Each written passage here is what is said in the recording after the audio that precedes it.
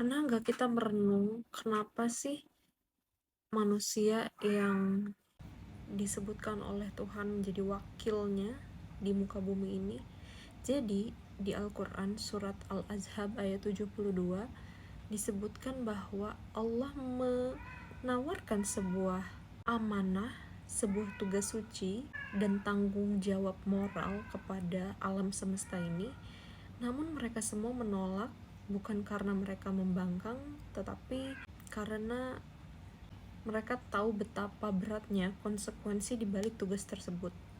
Namun makhluk ini yang bernama manusia dengan kenekatannya mendakwa dirinya mampu untuk mengambil beban yang ditakuti oleh alam semesta itu. Yap, kita di bumi ini menjadi wakil-wakil Tuhan, dan setiap dari kita bukan cuma sekedar gumpalan darah, gumpalan daging dan tulang. Kita, di dalam diri kita ini ada percikan ruh suci yang membawa potensi sifat-sifat ketuhanan. Saat kita berlaku adil, kita sedang mewujudkan sifat Tuhan yang maha adil. Saat kita mengasihi sesama, kita sedang memantulkan sifat Ar-Rahman atau maha pengasihnya Tuhan. Saat kita memaafkan, kita sedang menghadirkan sifat Tuhan yang maha pengampun. Kita semua adalah cerminan, seharusnya memantulkan cahaya Tuhan ke seluruh penjuru dunia. Ini adalah sebuah tugas yang sangat suci, di mana kita sebagai wakil Tuhan merepresentasikan sifat-sifat ketuhanan.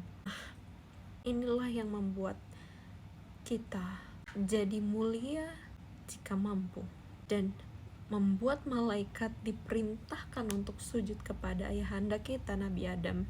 Tapi kawan-kawan, sayangnya sedihnya ya, ayat ini ditutup dengan kalimat atau peringatan yang sangat keras bahwa sesungguhnya manusia itu amat zalim dan bodoh.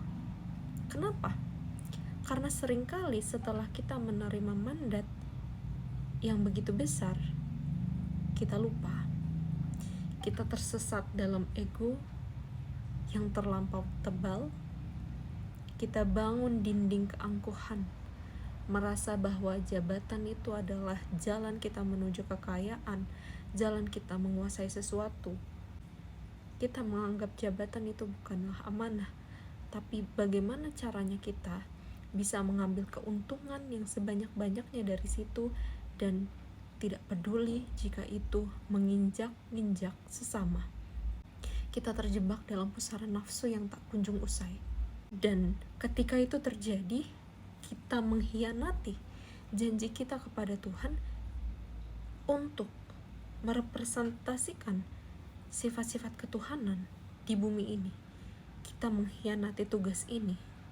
Malah kita mewakili nafsu kita, mewakili ego kita, bukan kehendak Tuhan, bukan mewakili kehendak Tuhan, bukan mewakili sifat-sifat ketuhanan. Kita justru merusak bumi, kita justru menindas sesama. Inilah mengapa manusia bisa mulia ataupun bisa lebih rendah daripada binatang ketika dia lupa akan tugasnya di bumi ini. Dia lupa bahwa dia itu adalah wakil Tuhan, bukan wakil egonya. Untukku, untuk kita, tunjuk diri kita sendiri, apakah kita sudah benar-benar menjadi wakil Tuhan selama ini, at least untuk orang-orang sekitar, ataukah kita hanya mementingkan ego dan nafsu dan mengkhianati janji kita pada Tuhan.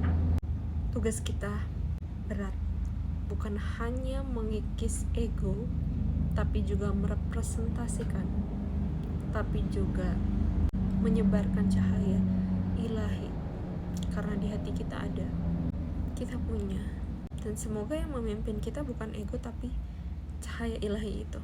Agar cahaya ilahi itu bisa memimpin kita, maka kita harus mengikis ego dan nafsu. Terima kasih sudah menonton.